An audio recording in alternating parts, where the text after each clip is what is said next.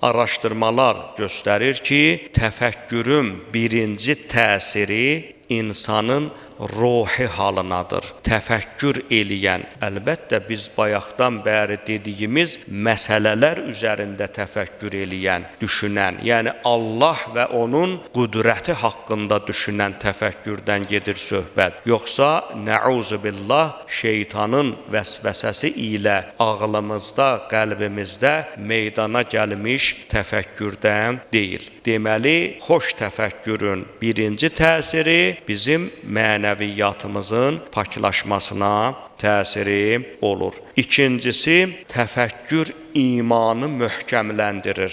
Əgər belə olmasaydı, nə Qur'anda, nə də məsumlarımızın mübarək kəlamlarında təfəkkür üzərində bu qədər dayanılmazdı.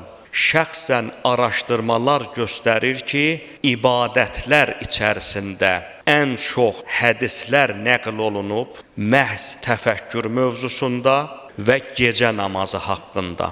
Çünki bu iki şey həm də bir-birini tamamlayan başın bədənə olan nisbəti kimidir. Başsız bədən, bədənsiz baş olmadığı kimi təfəkkürsüz, idraksız məsələnin, yəni ibadətin, məsələn namazın mahiyyətinə varmadan onun həyata keçirilməsinin, icra edilməsinin bir mənası, necə deyərlər, yoxdur. Mühüm bir təsiri də qeyd etdiyimiz kimi insanın əməllərinədir. Təfəkkür edən insan öz əməllərini düzəltmiş olur. Deməli, təfəkkürün həm bizim zahiri aləmimizə və həm də bizim batini aləmimizə çox böyük, çox güclü və çox müsbət təsiri vardır. Ona görə də yaxşı olar ki, məsələn, gecənin bir aləmində durdun, dəstəmaz alasan, qiblə istiqamətində əyləşəsən, namaz qılmağa, ibadət etməyə tutalım halın yoxdur.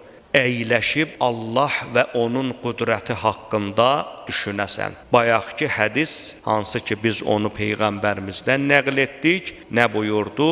Bir illik ibadətdən üstündür. Oturmusan məsciddə, heyin hərəkətin yoxdur ibadət eləməyə, namaz qılmağa, məsələn zikr eləməyə və s.